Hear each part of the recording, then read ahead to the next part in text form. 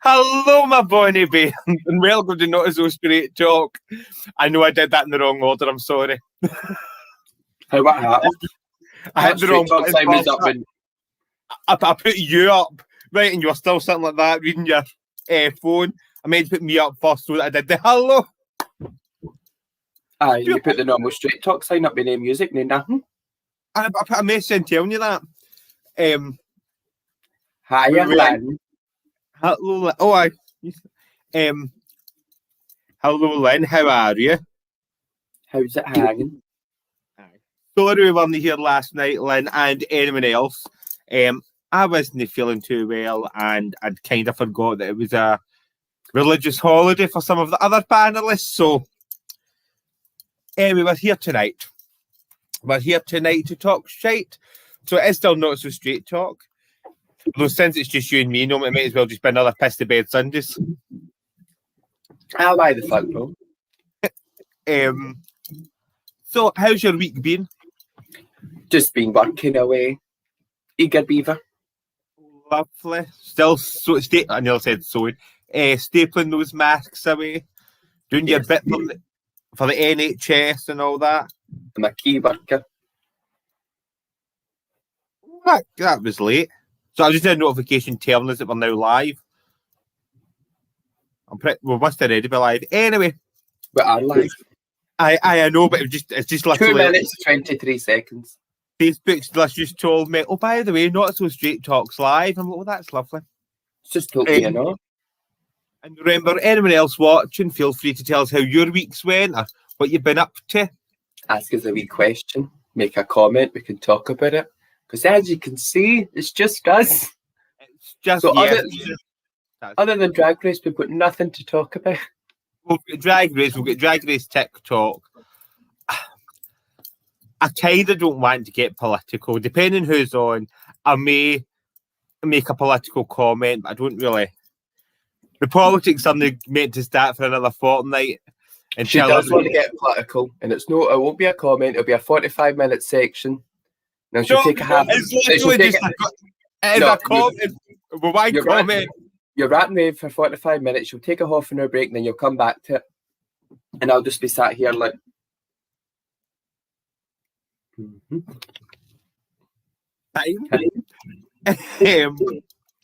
So, what do you want to start with?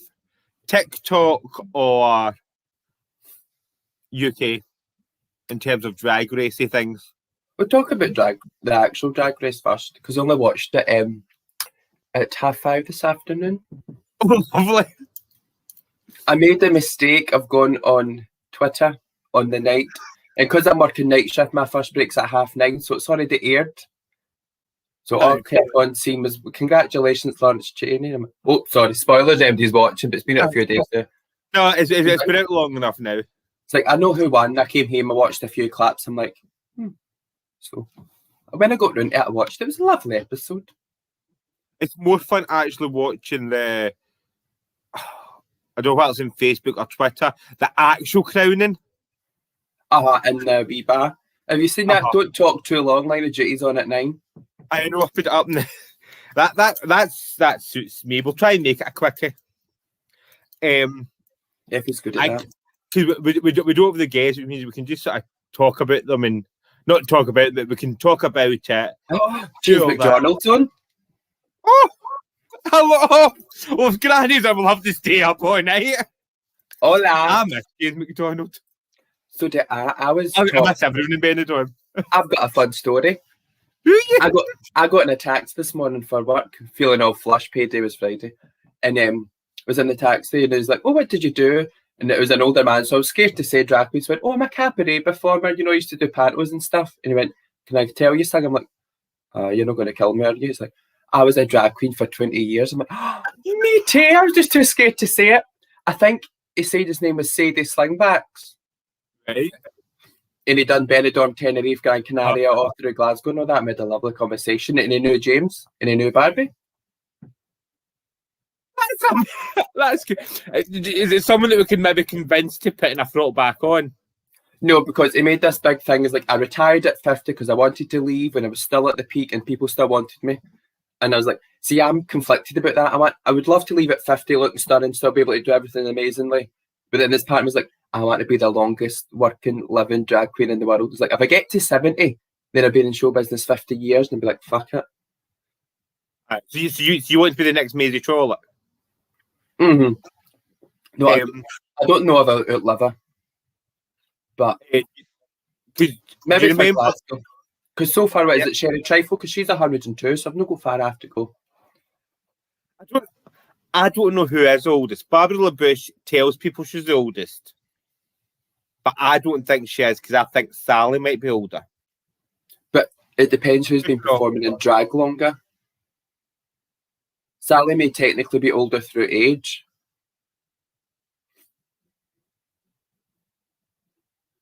I know she tried. James, I'm not going to lie. I thought you'd been and seen Gone and seen 50 and waved goodbye yet. I am pretty sure that when we were talking to James, James was discussing his UK tour to celebrate his past 50th birthday, if that makes sense. Yeah. Could be wrong. But then pandemic happened, so you need to add an extra year on. But no, he's still looking fabulous. He's still looking fabulous at 49.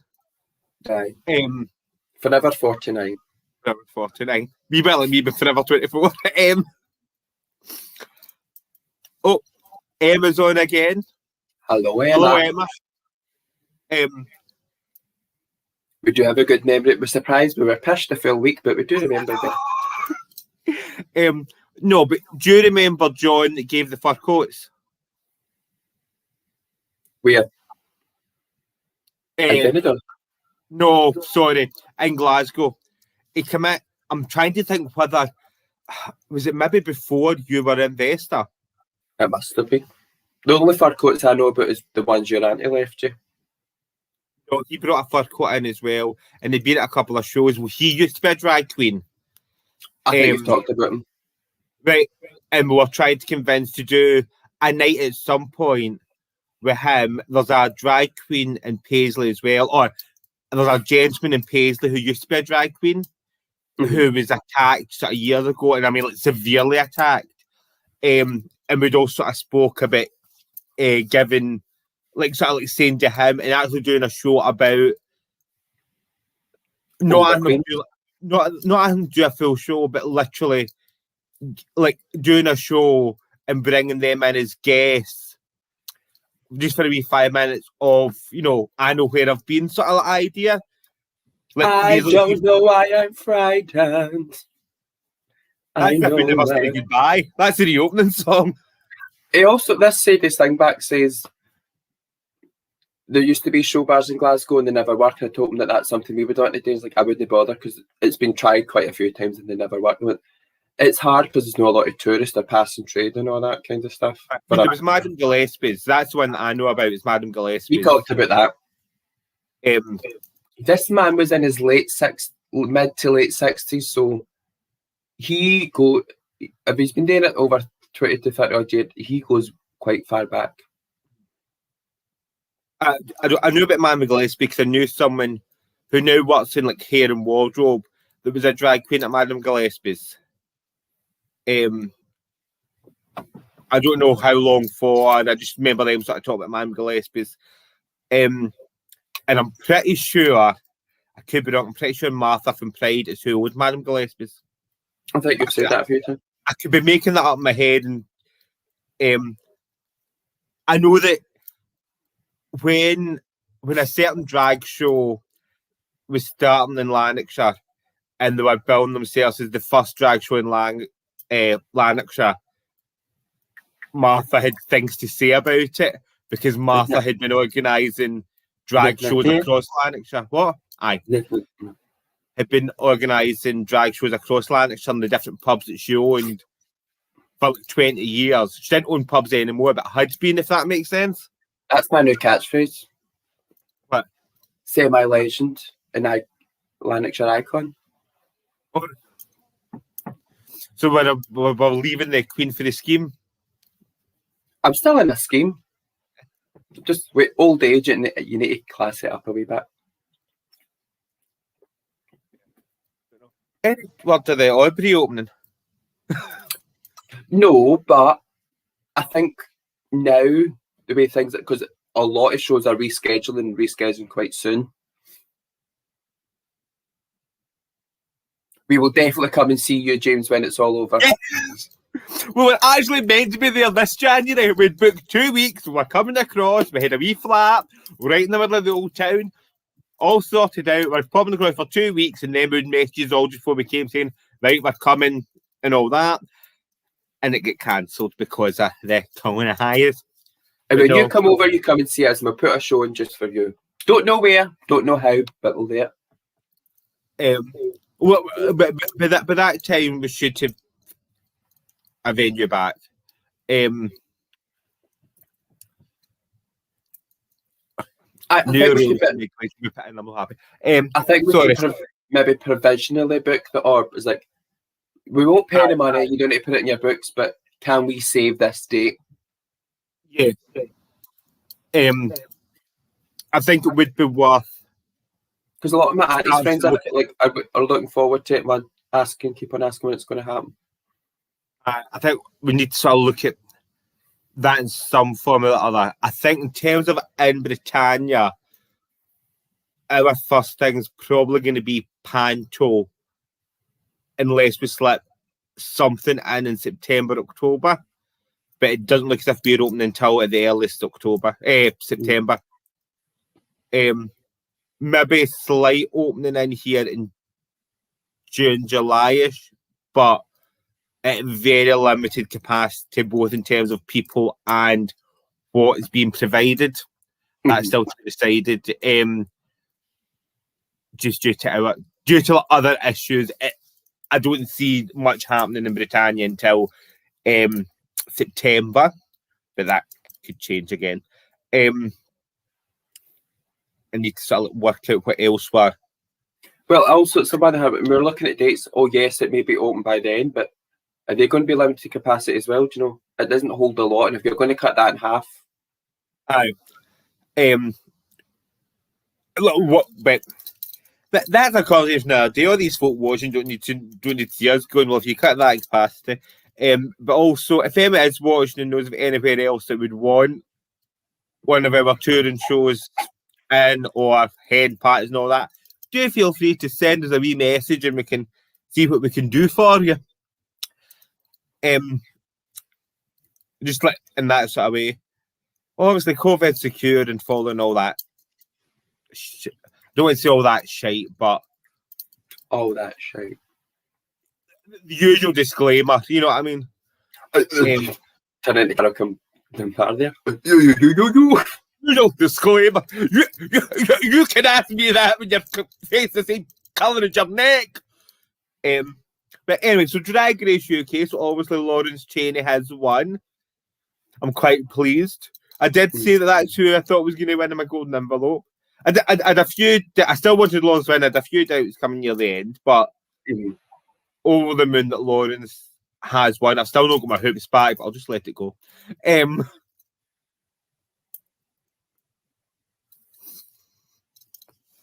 I think it is going to take longer than people think. I also think there's a possibility going to be a surge of live entertainment that's going to come back.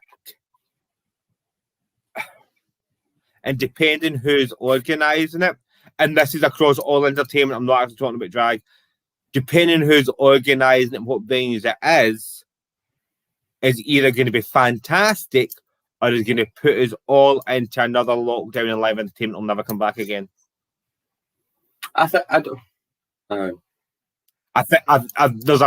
With some of the things that happened during the easing last summer, that was bending the rules to the point of we're about to snap. I think there's a lot of people and a lot of promoters and venues who will, rather than think about what they should be doing, or possibly looking at, well, how they get away with things. I think a lot of places might be fine about like people like big pop stars going on tour to big massive arenas can shibby capacity and seats around. But I think a lot of people are just think, oh, there's vaccinations now, so fuck it. If it's 150, we'll put 156 in it. Aye. I know that there's at least one venue in Glasgow that at the moment doesn't see themselves opening until 2022.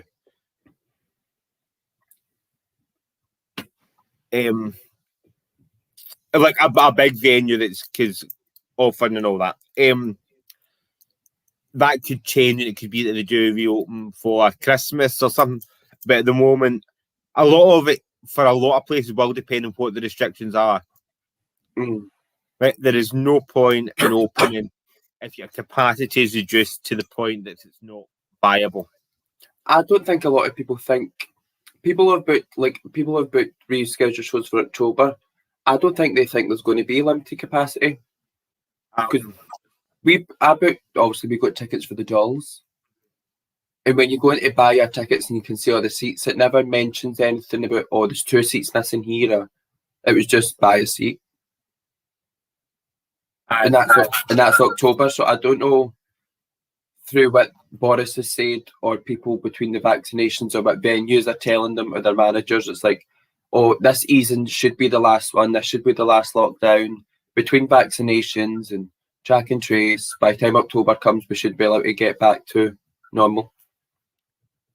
For Jack and the Beanstalk, right? So Jack and the Beanstalk's back on sale. If you want 10% off your tickets for Jack and the Beanstalk, both adult and family show, you can use discount code MAGICBEAN, and that gives you 10% off. That's just for the lesbians. I've majorly reduced the capacity that's on sale just now for Jack and the Beanstalk, just in case. So that when the capacity does get increased, we can then increase and sell more tickets. But I didn't see the point. Knowing how quickly sometimes the Panto sells, like it's always a hit and miss. We'll have one show that'll sell out within a couple of days, and then other times you're struggling to try and get that performance. It could always be. Is that fair, isn't it? It's been so ages since live shows that as soon as a new show pops up, people are just desperate to buy something. Go, it sounds like fuck it, we'll buy it. Aye. So look, feel free to buy your things, but we have reduced capacity on all the families. The Beanstalk. Just stand there. I thought you're playing the fucking fairy. I'm not a fairy. You want to guess? Because I did this last night. I did the costume plot last night. Guess how many unique costumes are in Jack and the Beanstalk? For who? For the whole show, how many unique costumes there are? So you mean you bought new ones or the new ones are made? Unique costumes and how many costumes are needed. So in terms of dancers, if dancers are wearing like 4 of the same costume, I'm only counting that as 1. But right. how many costumes do we need to either find in our stock, find by borrowing, find by purchasing, and all that? 26. 30. Higher. 35. Higher. 40. Wait a minute. Sorry, 2 seconds. So Jackie says 50. Nope, higher than that, Jackie. Hello, Chrissy, my darling. How are you? You want higher than 50. More than 50 costumes in a panto that's probably only going to be can only fit fucking 20 people in a theatre. Right. And so far we've got a cast of 3. We've got a cast of 3 because the casting call is still open. Again, you can find the casting call on the Jack and the Beanstalk Facebook page and on the Vestigirls page. Available both through Star Now and also for those that aren't in Star Now, there is a wee form. Ahana. 74. 74. I can reduce 60 of them is yours. 6 of them. 60. Oh, I don't know how many is mine. I can reduce that number if I change something. So at the moment, you and Sally are on Dame's run as Fairy and Demon. If I reduce you down to singular plus finale, that reduces it down quite a bit. But that was just down to about 60, I think. Well, there's no point then, and it's not reducing it doing much. But it's 12 less costumes. Oh no! With no backstage space. I know. But currently, and I'm actually doing quite well. Like, I think I've got most of mine, but I need to check that. I'll see what else we need to sort of show us. Mm. I think I've got half of yours and half of Sally's. See, this gives me fear, ladies and gentlemen, because I don't Stuff think we've already got in stock. Oh, so Stuff it's all we've stuff. already got. Stuff we've already got in stock. Effie's costumes are all hers that she's bought that fit her lovely and suit her and nice colour schemes and all that, and I'm going to be costumes that are too tight, too small. You could have just given me a list and see what I've got to fit her. Some of it will have to come for yours as well. So there's like, I think 5 fairy costumes are numbered in the costume plot. So fairy 1, fairy 2, fairy 3, which is like a fairy worker. So what would be like in my coin plot is just like worker 1, worker 2. There's that for fairy. You've then got your ghost guy costume, which we've already got, which we've saw because it was the one that I bought for me because I thought the person selling the costumes or the costume were the same size. And I saw the fox hunting costume, then saw the costume that we bought and liked it better and never checked the sizes.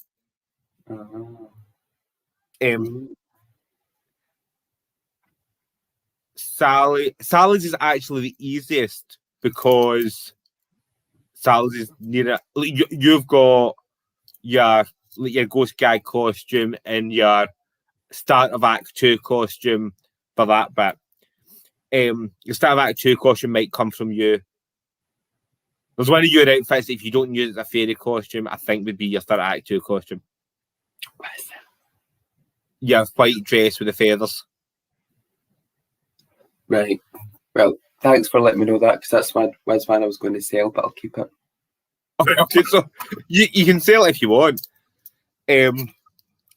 Just in terms of who you're playing at the start of Act 2. Mm-hmm. I think it sort of works for that. Not gonna lie, I read it, yeah.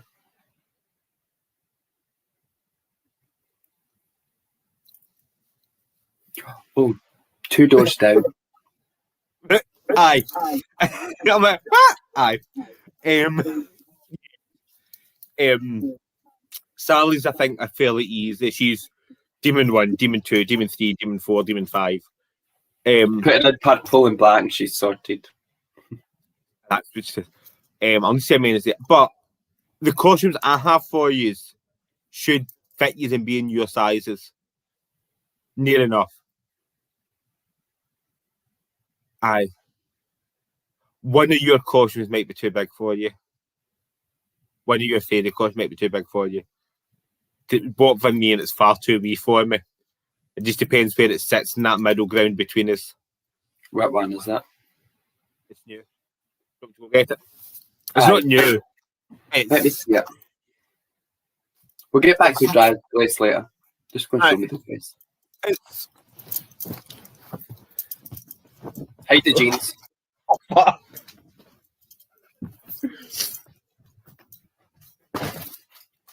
I'm worried. No, there's nothing to be worried about. The fact that all 3 of us have got so many costume changes and there's a panic room backstage for us to get changed in. Plus, if Sally's the fairy, the villain, her side of the stage where she enters the Nexus is vastly smaller. Oh, that is also why. So, remember how for my birthday, Britannia gave me something? Right? I kind of need to raise the money myself to get the curtains put up. So, we may be doing a couple of fundraising things online for the trust. But if that happens, I should be able to put a curtain in which allows some change to happen on stage while things are happening in front of stage. So, there's the top of it. All right. I didn't really sort of see it there. Is this like a wedding dress looking thing? It's a standard panto fairy. It's a big white dress with sparkly bits. Mm-hmm. You've got the one that's in your cupboard. that needs work on, but Aye. There's the white sequence. Actually, yours are starting over here.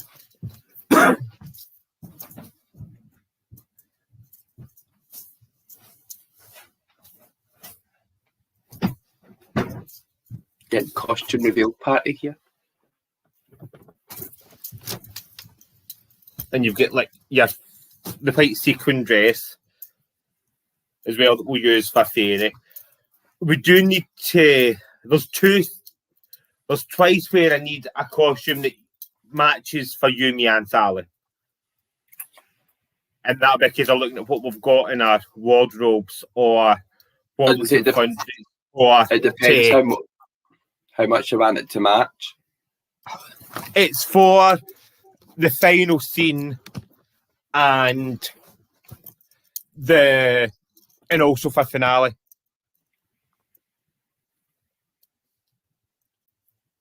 I've not missed any comments. That's good. No, I missed anything. So, are people still watching? Yeah, and the numbers are going up. Ooh, I would raise my arms, but I never feel they got round to with 3 S's. So only got an S and a bit. For those two bits being matching costumes, I need to make some trick costumes, but I can't even use any of my trick costumes. Mainly because the person wearing them's too thin to be wearing one of my trick costumes, but also when they look right. Anyway, so Panto will be fun. So make sure you get your tickets at universe.com/Panto21 or universe.com/Jackoff21 if you want the adult version. There's still a few tickets left for the family shows. I keep meaning to film a promo for it, and then every time I do my face thinking I'm doing it that way, I'm not 100% happy with it, but that'll be the promo video. For the adult show, which normally sell up very quickly, there's only 30 tickets left. So I do suggest buying your tickets for it very quickly. Emma, don't worry, you've got your tickets from last year. They've already been transferred over and I made sure that they were there. Just because I know that Emma will be the one that will watch this and will go and buy the tickets again. Right, because she's very good that way at buying tickets for the shows. So yes, pop and get your tickets. So Drag Race UK, you want to have a wee talk about it while I go and fling my midget with a bucket? Oh, Emma, you're right. A wee business trip to Blackpool. I could be doing with that. I would do that. There's a new shop Blackpool that sells all these outfits. I think that's what Emma was hinting at. I can't wait until we can go back to Blackpool, Newcastle, Liverpool, whatever. See when that one gets so sorry? Compy. Aye. Back shortly. That's how boring my life's got. In my mundane job, I just sit there and think about old shows I've done or new shows that we're meant to do. Or, I can't wait to go back to Blackpool. I can't wait to go back to Newcastle. Can't wait to go back to Benidorm. Have some fun. Do some shows. Put on my new outfits. I didn't make them. Amazon Prime is a queen's best friend. My boobs look awfully big in this. Oh, is that? Can do what? This is what scares me. Like, maybe I need to start putting fake tan on. Because look at the colour difference between my face and my arms. I'm the same colour as this. Disgusting. But then you've got a favourite city that you like to escape to, go and party? Anyone? Anyone?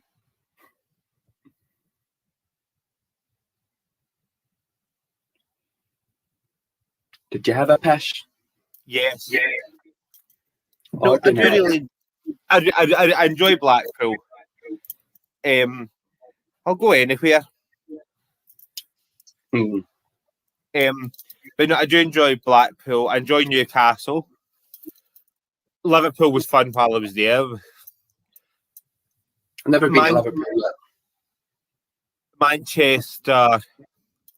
I'd like to go to Manchester. I keep on thinking about Manchester. I've no. I keep on getting Newcastle and Manchester mixed up. I've done it twice. I I've been in Manchester a few times, but I think I've only ever been out in Manchester once. Twice? Once? 3 times a lady.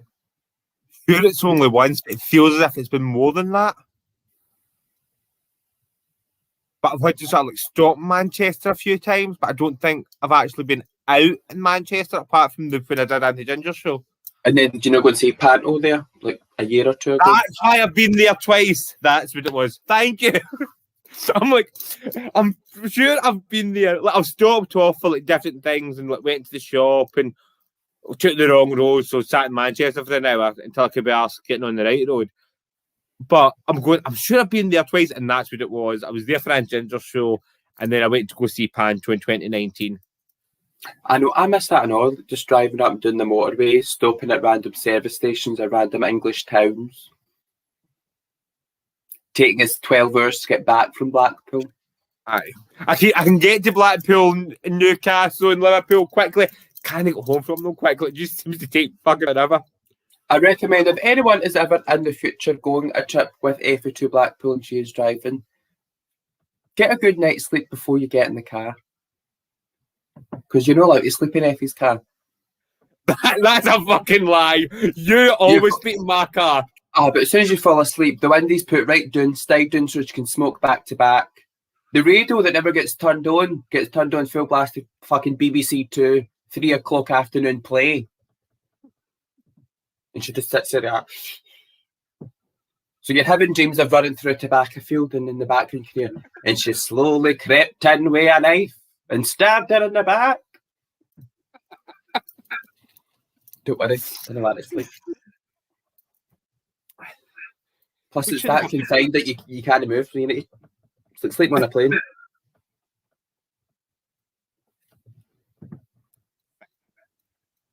When I went to drive, I'm thinking of buying a minivan.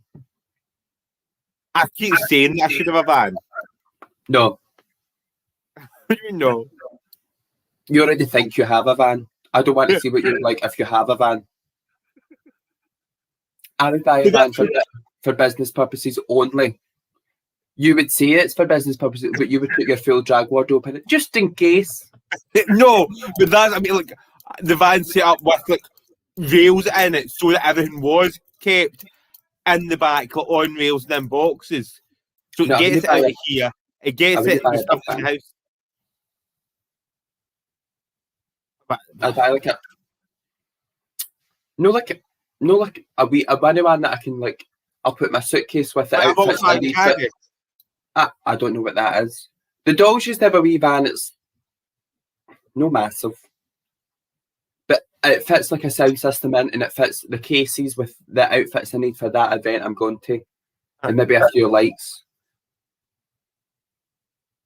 And that's about it. Because you would put all the costumes in it and get them out everywhere, and then, oh, look at all this new space I've got to buy, Mia. Or you would fill it all up with your crap, and then we're going to Dover for a gig. We'll need to buy another van, because only Effie shit fits in the van we've got. Okay, that's probably kind of true. I'm sorry, I'm gonna. I'm just bad coming back. That was a fucking nightmare going that year. It was an even worse nightmare coming back because someone decided to take more country roads.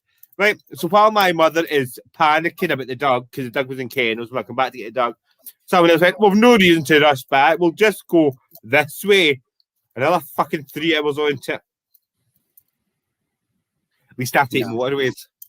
Mm. We did still bit of the service station on the way back, but it's on the motorway. We stopped at the service station on the way down as well. It's not so bad on the way down, because I'm generally okay. We don't get everyone on the way down. There was once, remember, we got all the way to Newcastle without you stopping once. It's because there's no service stations. There is at some points, but you never went. Wait, did we go the M70, the Edinburgh way or the Glasgow way? I don't know, but surely between here and there's a service station you could have stopped at. There's none. There's 3 before you hit England. There's none between the English border and Newcastle. If we go like the M74 way. That doesn't stop you. You would just take veer off into a random town. There's not even that many towns though. There's one you would find. I know. If I had to, so no, I'm generally quick. Sometimes we'll stop at Abington Water. Abington, then the other one's called Water. There's two in Scotland that we'll sometimes stop in. Now, do you know the worst thing is you go somewhere and you intend maybe to buy something like a wee towel or a fridge magnet, and you forget and you do it on the way back, but you stop at fucking Gretna Green where you're already back in Scotland and everything's tartan. Aye. And you're screwed. Oh, I was at Blackpool, but I'll need to get you a Bonnie Prince Charles t-shirt. Sorry. No, that is. We've done that quite a few times. We forget to buy presents in the town that we're in. And then we remember Blackpool because it's easy to just pick up Blackpool Rock. Aye. I've still not. I spent a month in Liverpool, still haven't got the Liverpool stuff that I meant to bring back. Aye, but Blackpool's different because that's very feared towards tourists. Yeah. Like, it's not like you go to Newcastle and there's Newcastle magnet shops. And I have no idea what I would bring back from Newcastle. it would need to be a service station that would sell, like, not even particularly Newcastle, like the Wooden Angel, the Angel of the North, or Right. fucking go to one of the Fitbit arenas and buy a t-shirt. Don't know. Oh, that reminds me, I need to look at Newcastle. Anyway. So, Drag Race UK, any comments other than that Lawrence won and we're all happy about it? No, not really. I thought the last 3 episodes have been good, uneventful, really. Nothing like, there's no been big fights. It's, oh, this person should have way won over that person. That look was horrendous. It's been nothing eventful. I'm very happy that Lawrence won. Well deserved win. Yeah, no, I fully agree with that. I love the final lip sync song.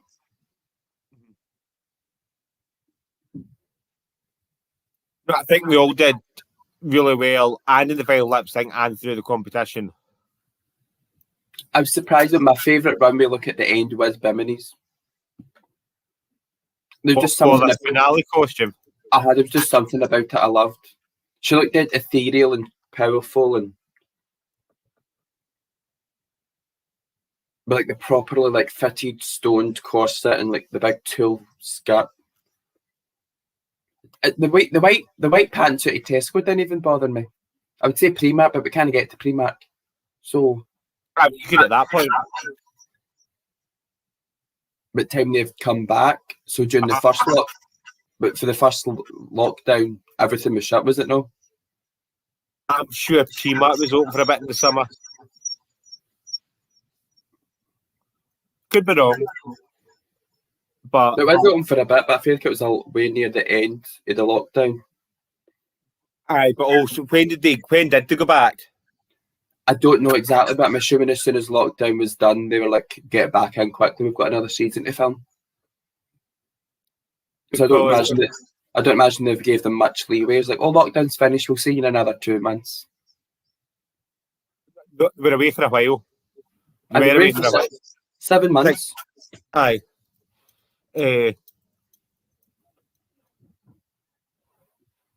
So it'd probably be about October they would do it back, October, November.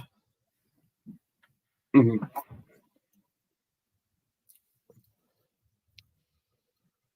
I like Lawrence's. Knowing Lawrence, it's not something I would imagine he would have wore for finale. It was a beautiful dress. But I like why he chose it. It's literally the gown version of the Drag Race logo, but in purple rather than hot pink.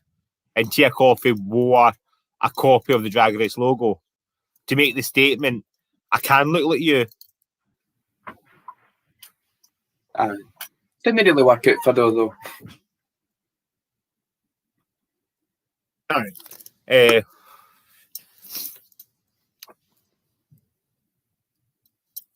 So I was trying to do something at the same time. No, I was literally trying to read like comments there to while I was putting them up. I can just turn that back on.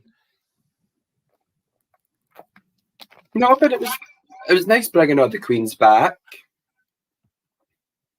Um, And I don't know when they came back. in October, so things were open in October. Or they were in England anyway.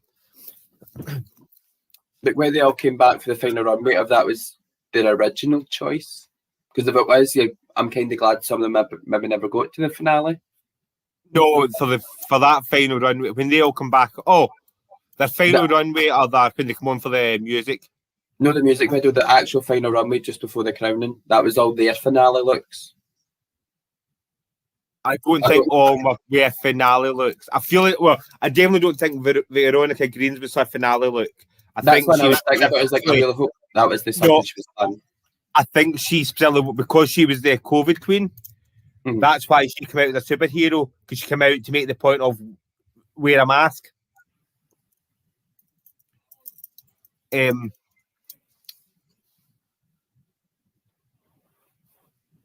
a minute.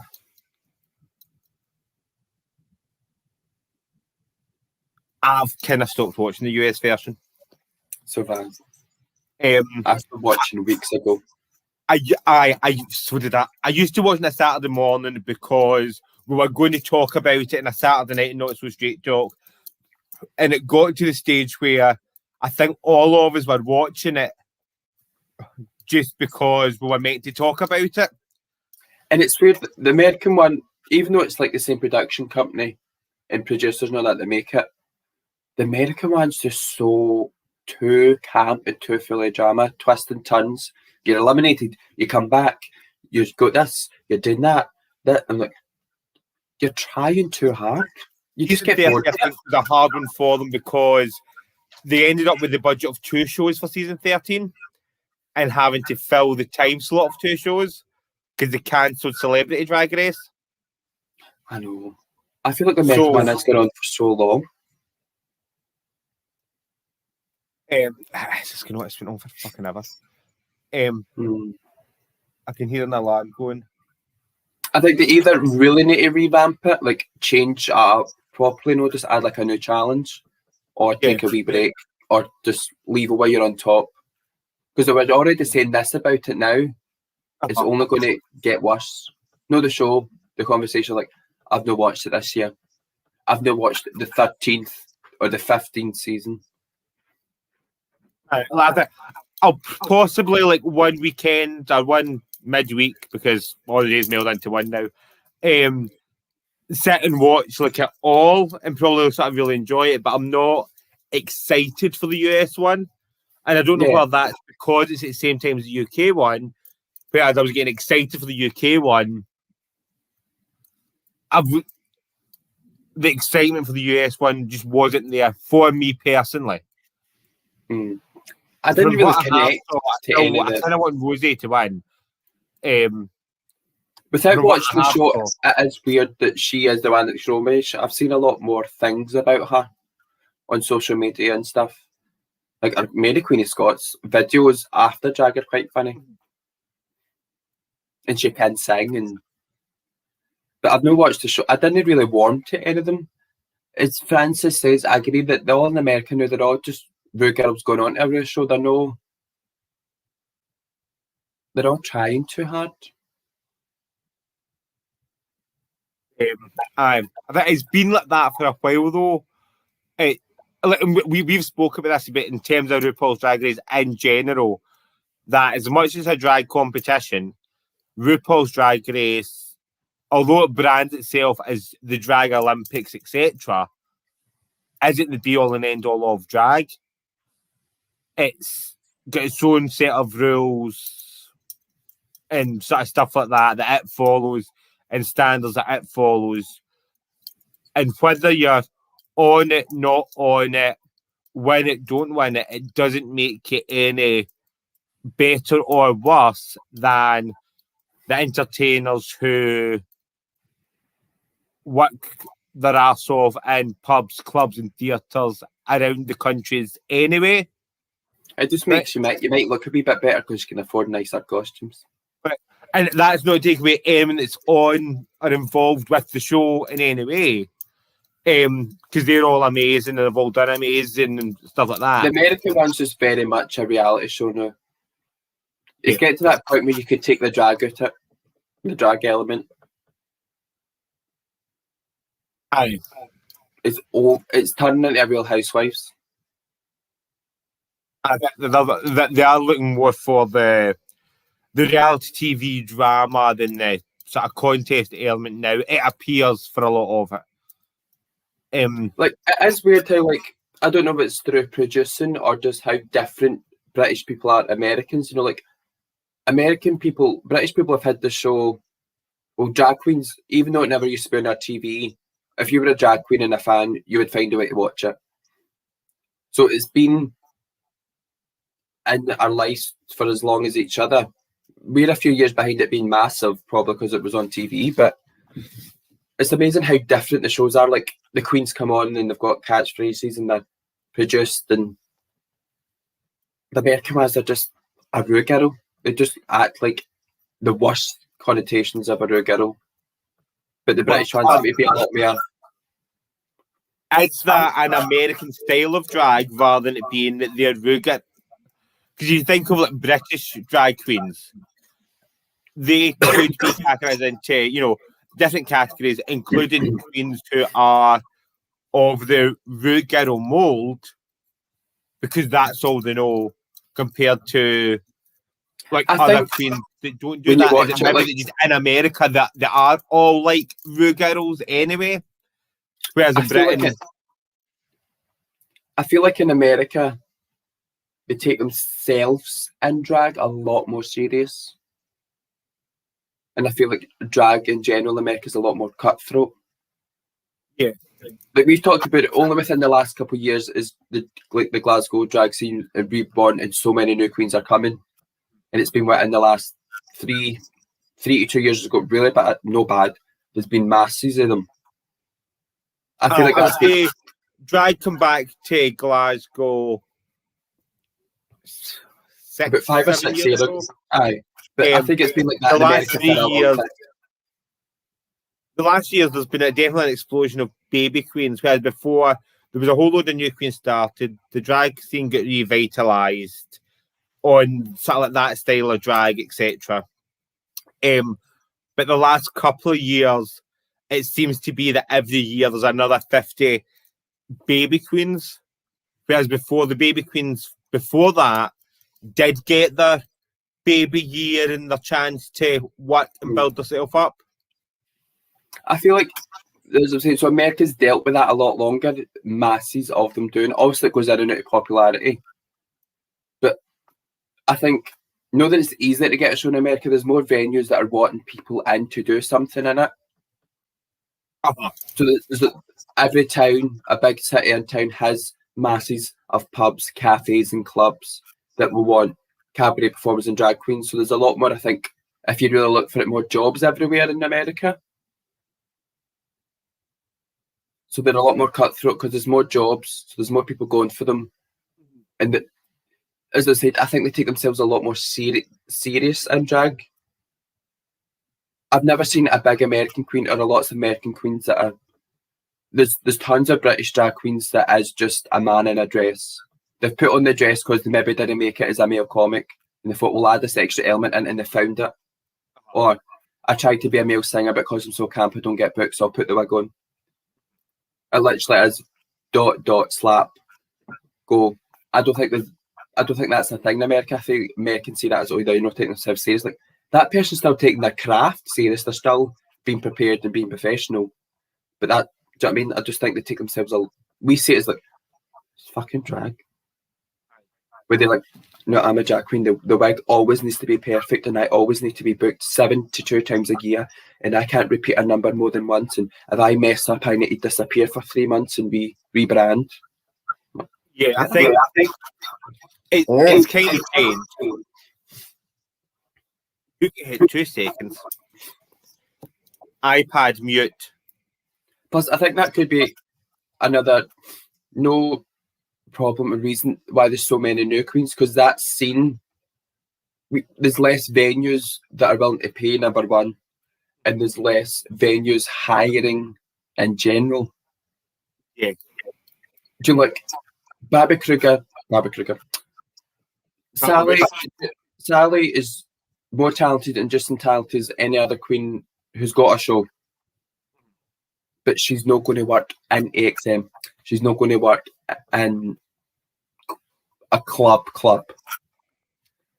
Unless it's her clientele to go to that club. Do like everyone's got a niche or an audience that warms to their brand more. Because it is more clubs now that are hiring people in. Unless there's less, well in Glasgow, there's been probably Scotland in general. Feel free to correct me if I'm wrong, if anyone thinks I'm wrong on this. There's been a shift from having your resident queens who were entertainment staff to it being that more sort of Americanized thing. Come in, do a number, on you go. Where Sally fits in and us in general is more in a cabaret circuit. Like cabaret circuits. Where they book someone you do an hour, or a bowling club here, or a theatre there. Like, we can do clubs. Like, sometimes we've been in venues where we think we don't work, but then it does because you're so different from everyone else. Like, they're like, yes, we love it. Sally singing cabaret and Hellbent, and they'd be like, yes, it's so different from what we're used to. We love it. But in general, that's not going to, like, we wouldn't work all the time. No. But I think I was watching Too Long Through again. I think American is, when you look at the differences, but like America for a long time has always been, it's a little Latin boy in a dress, you're not a drag queen yet. Where we had very much, doesn't matter if you do it just to go out to get a drink, doesn't matter if you do it just to be whatever. It's for everyone. But I think they see it more as it's a job, it's a career. That's why you do it. It's a lot more people do it. I would disagree with you and say it's the opposite. I would say the American style is more about, it's more cutthroat, but it's more about anyone can be a drag queen, do that. The UK, as much as they say anyone can be a drag queen, there is still a difference between a drag queen and someone that's playing dress up, and it's RuPaul that's led to everyone wanting to play dress up. There's a lack of professional entertainers doing this job now. By like comparison, compared to like, I would say there's less professional entertainers who now work in drag. There's an awful lot more in the UK of people who they're not putting it on they're putting it on for attention, but it's not. How am I wording this? It's more self-expression than that. I'm going to dress like this more for the kudos of it than be a professional entertainer that puts on their uniform. Mm-hmm. It's more about they're trying to find acceptance or fame or attention by doing drag rather than actually being any good at anything before they do drag. I always saw drag. Is that because you've no earphones in? No, because it's so muted. I'm not getting the echo anymore. Oh. Still doing it. You getting a major? Is anyone watching getting a major echo? Yes. Anyone? Oh, it stopped. Right. Yes. I always saw drag before I started as a job. Yeah. As a career, do you know what I mean? Mm-hmm. But it's a lot more known thing, and that's great. Like, drag is for everybody. Like, at the end of the day, it is just a human being putting on something that maybe doesn't fit their gender on the outside, or something a bit wacky, putting on a costume. But I've always saw a drag queen. It's a thing. It's a job. It's no. For me, it's always been seen as a job. But that's what I mean. There's sort of like where the changes came. There's by comparison. So if you take everyone that calls themselves a drag queen, the percentage of those people who do this as a job and treat it as a job is a lot lower now as it was 10 years ago. Because I know a lot more people that just put it on because they want the title and think that because they've put on a dress and a wig, that they're now a drag queen and they're not actually willing to do the work for it or treat it as a job. It's all just about attention and being seen and trying to be like being shady so that, you know, because that's what a drag queen does, and wearing this and wearing that. And like, I think there's less people that treat it as a job and a career now. And it's more about just giving themselves a wee bit of self-importance. Like I always say, everyone should try drag once. But because there's something, I think what people maybe, like we were saying, people do it like for the attention and just to be a drag queen for a night. There is parts that can be is so addicting, that adrenaline rush when you're in it. Like when you completely transform your whole body and face to something else, and you've got a beautiful outfit on and you look stunning, and you walk down a street and people are staring at you, or you walk into a bar and everybody just goes, what the? You're a wee bit like that adrenaline. I think maybe that could be why other people do it who aren't performers. But I understand that, and that's I'm not arguing. I'm not arguing, and that's perfectly valid for them to do that. I'm just sort of saying there has been that sort of change where previously, if you saw someone in a bar in drag, that person was either the person that was employed to be there, or was someone who, for their own personal reasons, whether they see themselves as trans or whether they just like dressing in the opposite gender's clothing at the weekend and stuff like that. That was just sort of two options, whereas now it seems to be a lot more of a general thing. So it's been sort of like diluted down of, oh, anyone can be a drag queen and all that sort of wonderful, but they're forgetting that this is some people's actual job and career. Emma's made it, set off in another episode that we could talk about in another episode, but I'm going to address some of it just now. So basically, should drag artists be the only people who are allowed to voice an opinion on drag? No. It's an art form, so then it's public grounded. If you are there out performing for someone or in front of someone, or made a conscious decision to share it with someone, then you're giving everyone the valid option. Like, I don't need to be a hairdresser. You can still look at someone and say, your hair is horrendous. I'm not a fashion designer. I can still look at someone and say, that leg's too short, or I don't like that dress.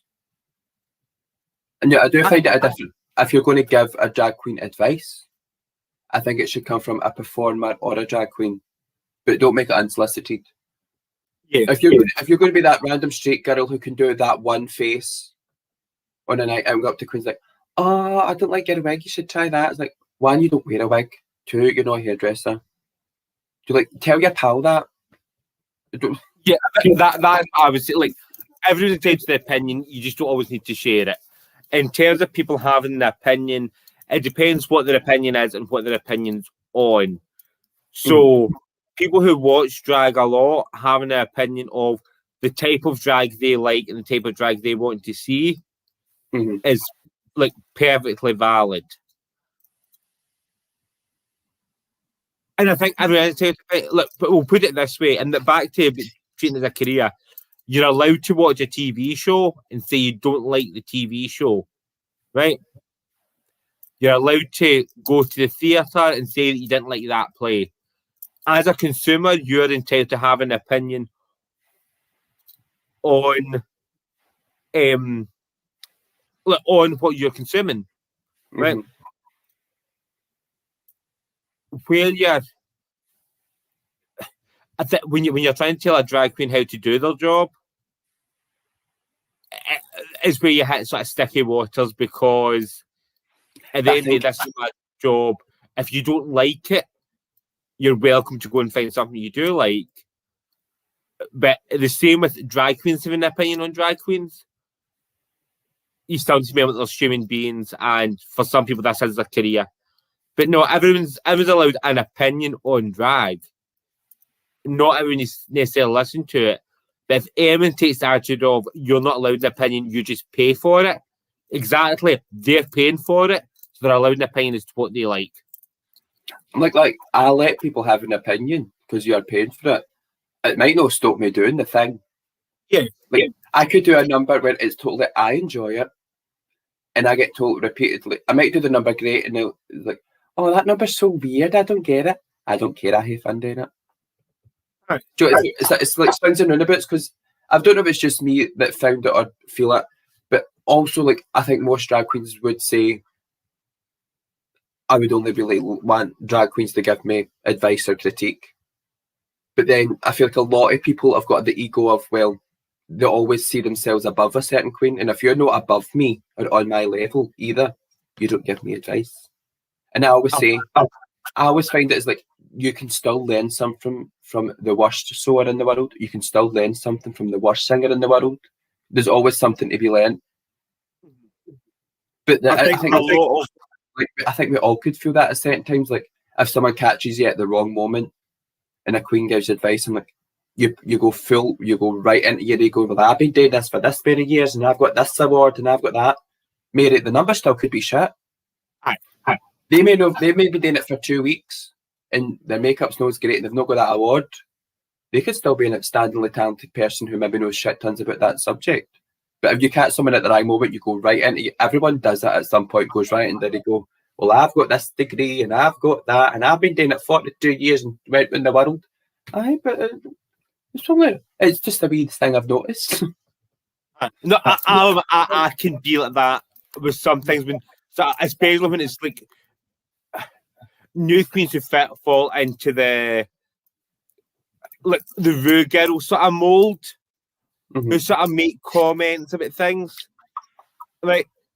And sometimes it could be just a general comment of, I don't like that. What are they doing that for, right? And sometimes you're like, no, hold on. And it's like you can say that moving your face, the same colour as your neck. You can say that to me when you actually are working and doing this.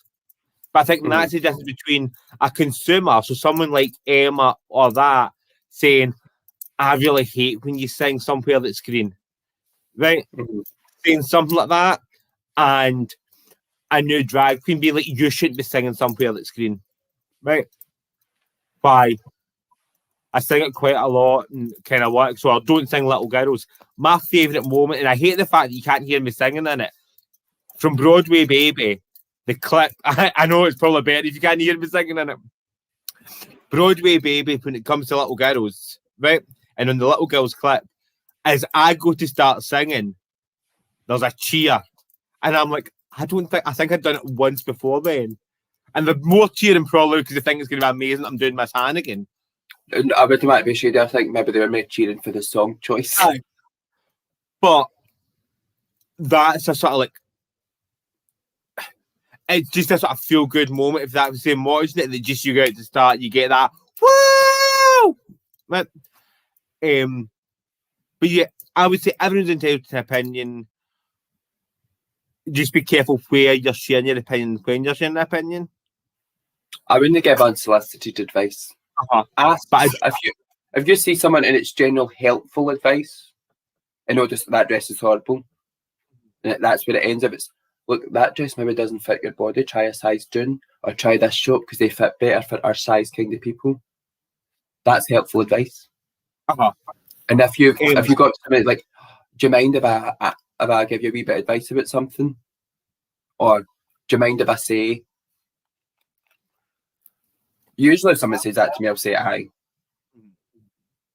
I think when I do agree with, you shouldn't be critiquing drag unless you actually do this, is more the anonymous accounts and things like Twitter and places like that think just because they're watching a TV show, they can say whatever the fuck they want.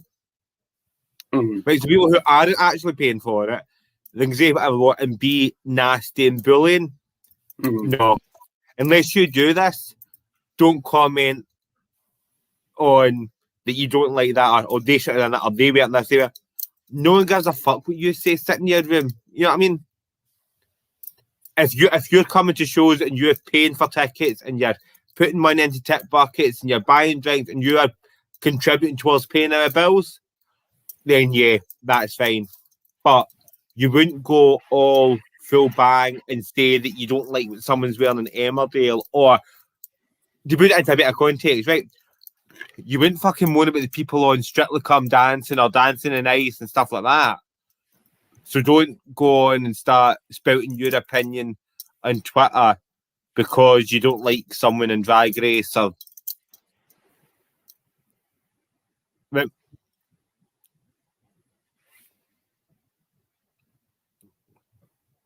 Anyway. People want tips off me from Claudia. I doubt that, hey. They probably want their tips back. Did they see Claudia? I know. She went through a... I'm not even quite a globe. She went through a softening stage where Claudia looked amazing for a while. And she always looks amazing. She's a very funny queen. Right. And then she posted a bit and she was back to wearing that fucking old wig again. I'm like, Claudia, your hair was looking so lovely. Let's see what's Emma saying. I can't need Keys a sec, peeps will be read.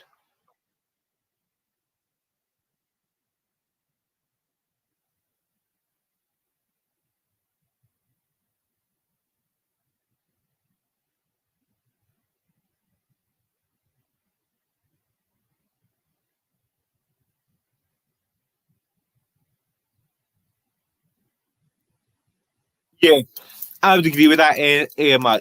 Like, you're allowed an opinion, and you can say like who you're more likely to go and see. I don't think you should be told that you're not allowed an opinion, especially on what is a public art form. If people want you as a consumer not to have an opinion on it, then they shouldn't be putting it into a public domain as a consumable product. If they want you to tip them or buy their tickets, we're going to get to Drag Race Glasgow, Jackie, very quickly. If you're new to tip us or buy tickets, then yeah, you're allowed an opinion. We don't have to necessarily agree with it. We may be a little upset, but if you're paying for it, then that's fine. And you may get a nasty comment off me going and say, "What the fuck do you know?" But it doesn't mean that you can't. Drag queens don't pay their drag queens bills, right? Yes, on live shows like this, for some of them, all their tips I can remember from other drag queens or baby queens that will tip more established queens because they're trying to get their name noticed and stuff like that. But at the end of the day, the person that's going to pay our bills is Emma and that, like, that buy tickets to shows or tip when they're at shows. And I think last bit is like, that's how you can tell the difference between a professional, a working drag queen who does it as a job and someone who does it as a hobby. When someone does it as a hobby, their drag is very personal and it's all, your opinion is not needed, required or demanded because they are doing it just for them. Whereas us who are doing it for the job, you're doing it partly for us, but partly for you. So that's like, if you see a random person X who goes out to a club every Saturday and drag, doesn't perform, doesn't really want to perform, your opinion is not needed. And that's like sort of going up to a random girl in the club and say your hair extensions are minging. She's no there for you to do that. Do you know what I mean? Like, that's how it's different. I think. I don't know how to finish that bit, but that's it. UK, Scotland, Glasgow, Ireland, Liverpool. Hey, Glasgow's Drag Race on TikTok. So this week was their reading challenge. You got in it great at that one, Neil, with your dyslexia. Aye. And the winner was Gary King, who did quite a lot of nice reads. His librarian outfit, I thought was actually really amazing because it was like a green screen dress he used, and then he projected onto different LGBT books and like film references and stuff like that, history. and the bottom two was Angel and Reese. And Reese was subsequently eliminated. So what did you watch the videos this week? I watched some of them. What were your comments this week about it in general? I think Gary probably done the best. His were a lot more cutting, and I think I had more of them. And I did notice a lot of them. Some of them, it seemed like they had a lot of original reads, and I think some of them were smart reads because it was set up like a joke, rather than just, "Oh my god, she's so fat and ugly, new talent." Aye. Some of them were like, Sorry, carry on. "You alright?" How? Usually just keep talking. Try to get better at that. No, I thought a lot of them done well. Some of them were just no. Aye. I think overall they did very well. I understand why the bottom two went in the bottom two. And for both of them, for me personally, for both of them, it was a delivery issue. I don't think necessarily the jokes were bad. I just think the delivery wasn't really there. Well, comedy's all about timing. And then with the lip sync, it was Wuthering Heights by Kate Bush. And they both did well. So Reese has been eliminated, which gives the top 4 or top 5. But left in the competition is Candy, Angel, Gary, and Giza. Is that it, or is there someone else that I've forgot? I really hope I've not forgot someone. That's right, isn't it? I remember them being in it. Is Bonnie Banks not in it, or Bonnie? Bonnie Banks! Shit. That's who it is. She did a sort of robot esque one. So obviously, as with every week, Reese was invited on as Limited Queen, hasn't come on, and that is perfectly acceptable. There's nothing like they offered it just in the case of, well, here's an extra chance to tell us what you thought. Hasn't come on, so I don't think there's really much more we need to say about it. Next week's challenge, has it been released? Because I know what it is, but then, as I said last week, I've now realised that the information I've got isn't information that other people have got, if that makes sense. I don't know if it's been released. Right. Well, there's a great challenge next week, themed to do with the main host and head judge sort of idea. So that'll be looking forward to seeing. And if any of the Kents are watching, we do have a selection of appropriate gowns that we are getting rid of and selling. So if anyone's stuck and looking for something, send a message. But well, don't send me because I know mine. Send everyone. Take any responsibility whether you win, lose, or indifferent in them. But I'm just saying that I've got stuff we're getting rid of that would possibly fit that theme. I'm going to leave it at that. I'm going to leave it at that before I get myself into trouble.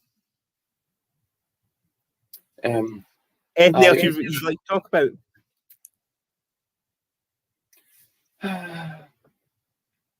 Patsy Palmer jumping Dana Piers Morgan and coming off This Morning Britain. We talked about this last weekend. What, Patsy Palmer? No, we talked about Piers Morgan. I must have been talking to someone because I was actually talking about that. Yeah.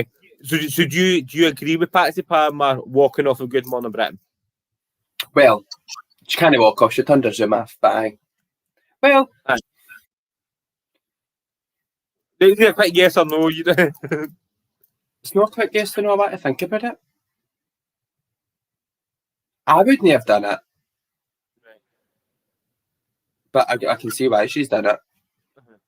So she's on there to talk about something completely different, and they put ex-addict, now a guru. Like, you could just put soap star as now a guru. I don't think you need to bring that into it. Especially because it wasn't, as far as I'm aware, she's not, like, her being a well-being guru has nothing to do about her previous issues with addiction. She's previously spoke at length about an issue with addiction when she was much younger. Mm-hmm. And I think, and you're talking like, this is a good few years ago she had those issues. It's not as if, oh, last time you heard of her was about her having an addiction and now she's a wellness guru. She's done a lot since then, and to try and hash that back up again, I don't think was necessarily appropriate. I don't think it was appropriate. I can see how the two could go hand in hand. Okay, yeah. It's the same, like, that's like saying, okay, it's about your mental and physical well-being and your mental and physical health. Yeah, but if she's been an addict, not branding as from addict to guru coach. No, I'm not saying it's appropriate to put that in a title on the TV. If it was a different TV show, I could see how a question could be brought up about it, how they can go hand in hand. I think if a question had been asked, fair enough. Remember when asking the question, it's the fact that what they put on is, so where it says FN Nomi Divine here, what they put on is Patsy Palmer, addict to wellness coach. No, I just say, as like, I don't agree with them putting that in the title or making that the thing. It could have just been Patsy Palmer, wellness coach, or soap star as a. But like, I can see it should have been a question or an observation, not on that TV show. If it was me, now that Piers Morgan has left, I would have stayed on and said something to them, because you're more likely to get a word in edgewise. Now that's the other two. That's what I would have done. And I have no qualms, but if she wants to just like, I'm not dealing with it, I've dealt with my issues. Co-host, I think, is going to be in tricky water soon. Mm-hmm. Mainly because I think people have started realising how she was facilitating a lot of it by not calling it out. But I think the thing down the bottom of Patsy Palmer is probably a director's thing rather than the two hosts knowing about it. It's not a host decision. It's like a director, producer, showrunner, that's the idea. But I do agree with her going, this isn't how I should be getting treated. No, I completely agree with and support her saying, look, that's not what I'm here. You didn't run that by me, we're not talking about that. Or I don't agree with you branding me as that on this. And then she was in every right. It's like, do you know what? I've dealt with that issue. I've done interviews about that issue. I wasn't brought on to Good Morning Britain to talk about it. Bye. Aye. I would have maybe explained to them, was like, look, see after just what's happened. I would have, because you would have had the chance to say something. And the people at Good Morning Britain must be shitting themselves. You've got the full Piers Morgan thing, and then a day or two later, this happens. And they're like, dear producer, was there no something that we put intern writing that on the computer to put it in? It's like, sir, are you sure you want to say this? Yes. All right. It's happened in America as well with Sharon Osbourne. I didn't like what happened with Sharon Osbourne. That was shady. Apparently, the producers have literally gave the other host questions to ask to throw her under the bus. Oh, I watched the full interview. I watched the full interview on the talk. I watched Sharon Osbourne's interview. I watched the whole backstory of why she was so pissed off. I mean, I think Sharon Osbourne's tweet was, because it's on social media, you can't read context. So it's easy just to say, oh, we hate her because she stands for him. And we're not going to the race thing because I'm white, so I don't know the actual of living it. But do you know what, like, it's understand, like, I think Piers Morgan has definitely said racist things. I don't know if that makes you a racist. I personally would say there's a difference between racist. having made a racist comment or a comment that's then perceived to be racist in the past and actually being a racist are two slightly different things. However, I do believe making those comments makes you a racist. So I know that makes me sound like a hypocrite. Like, no racism is good, whether it's explaining a point or whatever it is, but many people came out and said he's not a racist. The man who was doing an interview with him, it said on the interview, he is a person of colour. I don't see you as a racist person. I see you as a shit stirrer, basically. And maybe as a wee bit of pettiness by Meghan Markle. Right. And I think where he went wrong is he was doing that stereotypical male white thing. Is like, it's a poor little black woman. Your opinions and feelings are wrong and you're not entitled to it. Do you know what I mean? Yeah. Which I think may not be, I don't know, that's just too deep. What I saw in the Shannon Osbourne thing is like a few years ago, it happened to another co-host where she was told, these are the questions, are you all right to talk about? And then in the ear is like, ask her this, and it wasn't run by her, and they completely blindsided her. And they all made a pact, look, we are genuine friends on the show, so we're not going to do that to each other.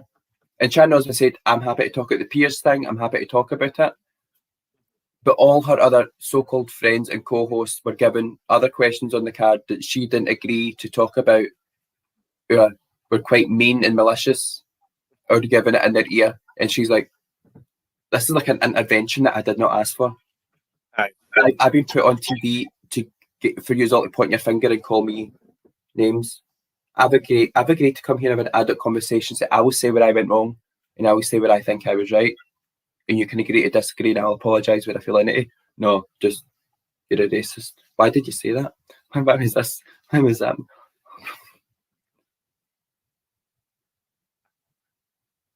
Another controversial topic. So with the Alex Salmond inquiry, I'm trying to think. Actually, I don't need to be. I'm not the BBC. I don't need to be fucking unbiased.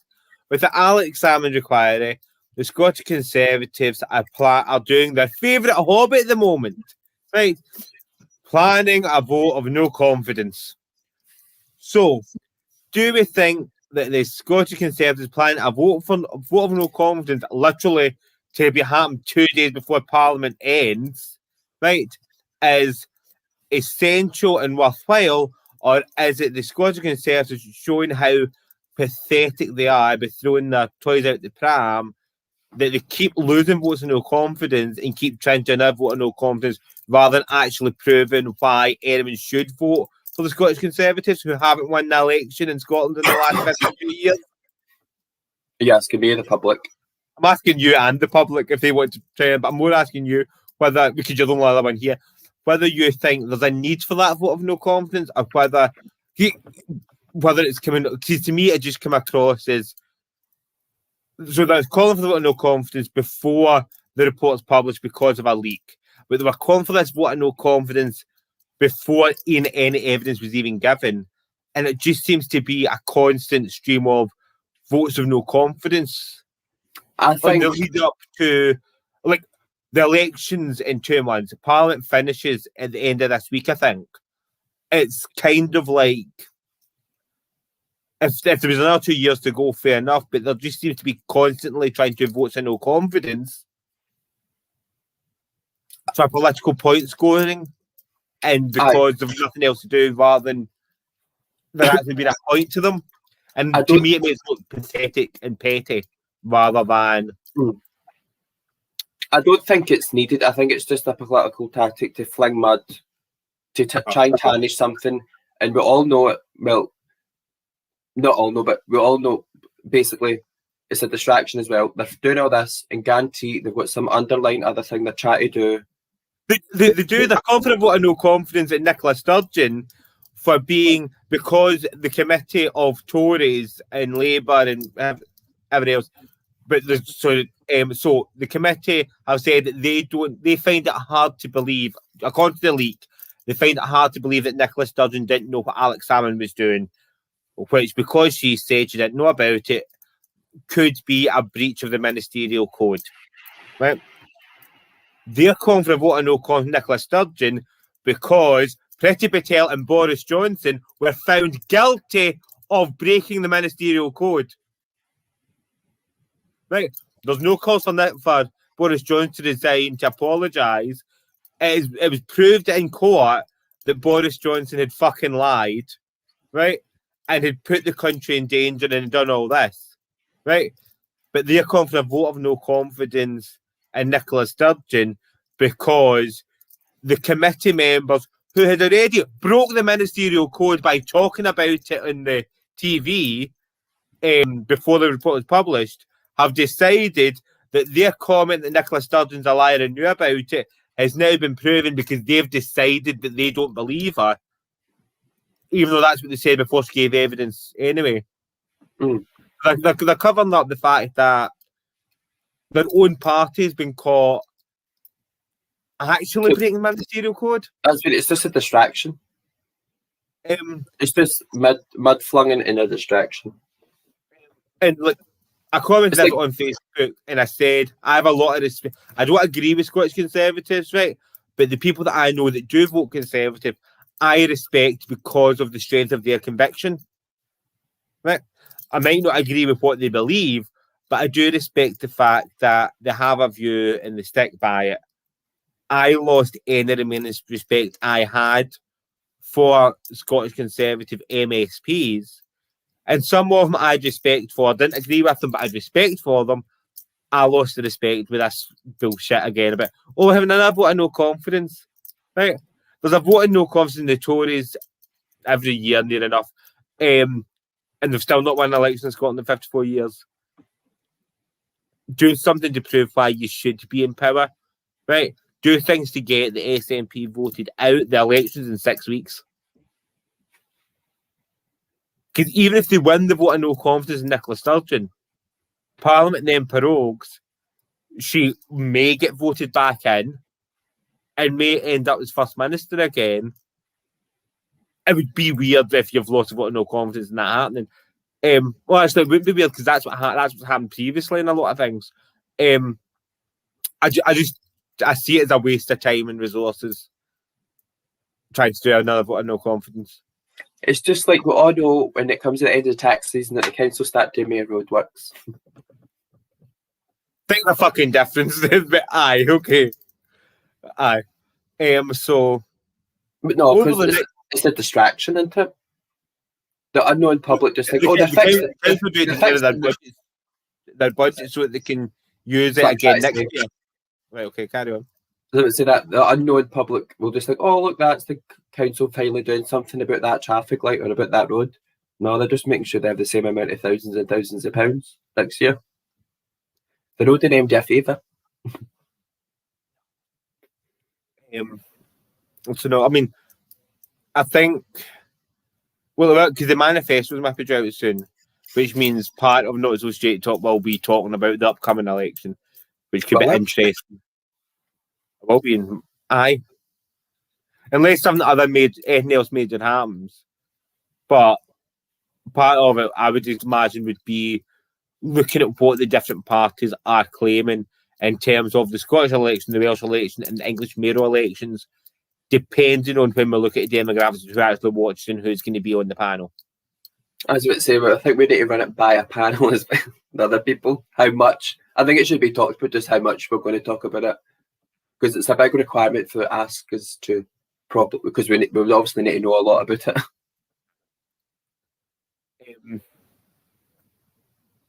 But I imagine it's going to be mentioned. If not, it means I've got to go and set up another show because I've already started that shit. But anyway, anything else you want to say to finish off before we pack up and get ready for next week? Is anything exciting happening this week? No. Do you want a word of wisdom or advice or something? Just if there's any other topic you want to talk about, because that says hit the hour and a half. So if there's anything else you want to talk about before we sign off, or if there's anything that we've got to plug, you can tip us. Been running along the bottom all along. PayPal.me/thevestigirls. Everything and anything is welcome. We're very grateful when you stick it in us. Thanks for sticking it in, man. Had a really good time. Ba-da-ba-ba-ba-ba-boo. Yes, get your Panto tickets. You can see both of us in Panto. Check out the Best Girls page for all the details. And most of the details. I'll also, it's not to do with Not So Straight Talk. Right, but I may be trying to get more money out of you so that I can get curtains up in the Britannia. Because I got curtains for a special birthday last year. It was then told, after I was told that they were going up, was told, we're going to have to try and do extra fundraising for the trussing. So I'm like, fine, I'll do the fundraising for the trussing. And that way, when the trussing goes up, I do still get first use of the curtains. Because, it'll be the same, it'll be the stairs all over again. We'll put the curtains up and then someone else will get to use them first. So if you want us to have curtains up for Panto, we will be having additional fundraising, which will be including duck races and whatever else people can suggest. So keep a lookout at that on my page. And on If the you Britannia want page. If you want to pay Effie so she can pat her curtains open for you.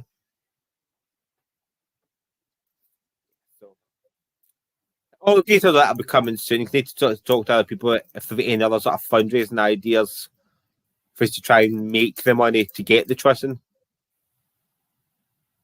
I'm probably going to do a couple of online duck races, but I need to work out when's best to do it. Anyway, we'll be back and I'll be back. Are you back next Saturday? No. No, I've not been here for the next 4 weeks. 3 weeks.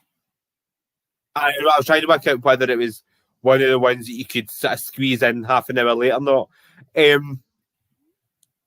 So I should be back with the other panelists next Saturday at 8 o'clock, potentially with the eliminated queen from Glasgow from TikTok if they want to come on. Again, it's completely their choice. It doesn't actually matter either way. And we'll still see you soon. Tatty bye. Bye, dolls. Can you see me? Can you still see me?